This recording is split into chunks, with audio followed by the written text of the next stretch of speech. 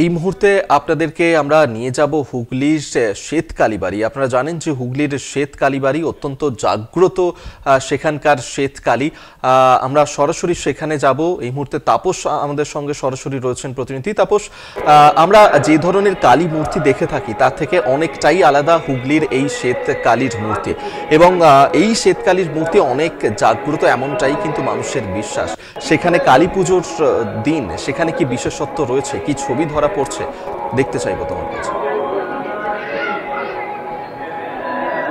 দেখো, এই মুহূর্তে এই যে রাজবল্লভী মাতার মন্দির জানিপাড়া, সেখানে কিন্তু এখানকার যে কালী মূর্তি সেটা কিন্তু এই সময় কিন্তু ইতিহাস আছে যে প্রায় 800 বছর আগে বর্ধমানের রাজা সদানন্দ রায় তিনি কিন্তু স্বপ্নাদেশে পান, এই শ্বেত মূর্তি, শ্বেত কালী মূর্তির স্বপ্নাদেশ পান। তারপরেই কিন্তু তিনি এখানে মন্দির প্রতিষ্ঠা করে কিন্তু এই মূর্তি প্রতিষ্ঠা করে।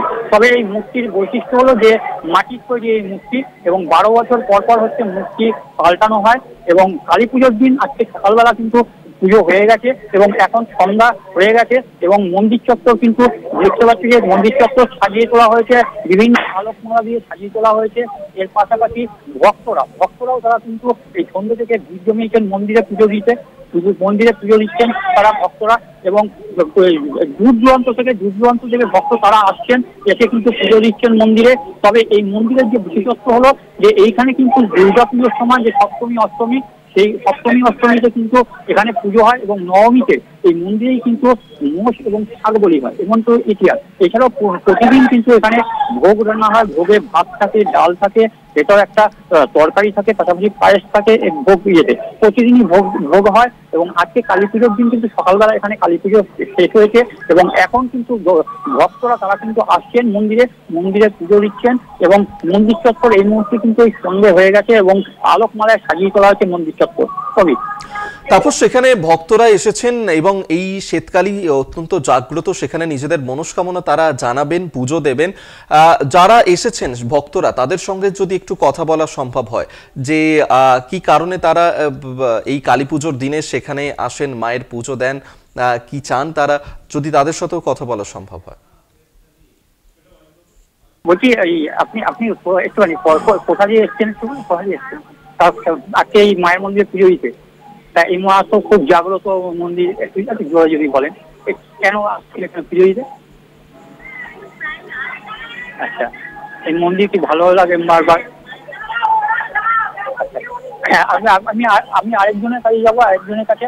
দিদি বলছি আপনি কোথা থেকে এসছেন? মানে মন্দিরে এই মায়ের মন্দির শেষ বাঁধে তো কোথাও নেই, এখানেই একমাত্র মায়ের এই মূর্তি, তা এখানে জাগ্রত মূর্তি, কি বলবেন?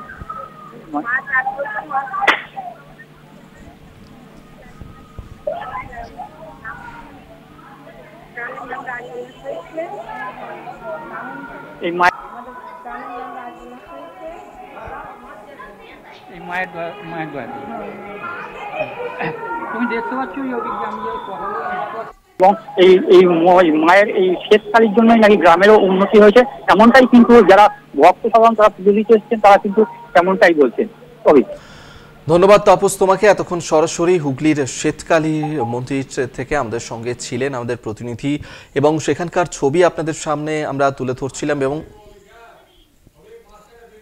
এই যে পুজোর বিশেষত্ব, সেই পুজোর বেশ কিছু বিশেষত্ব জানাচ্ছিলেন রাজবল হাটের এই যে শ্বেতকালী মন্দির।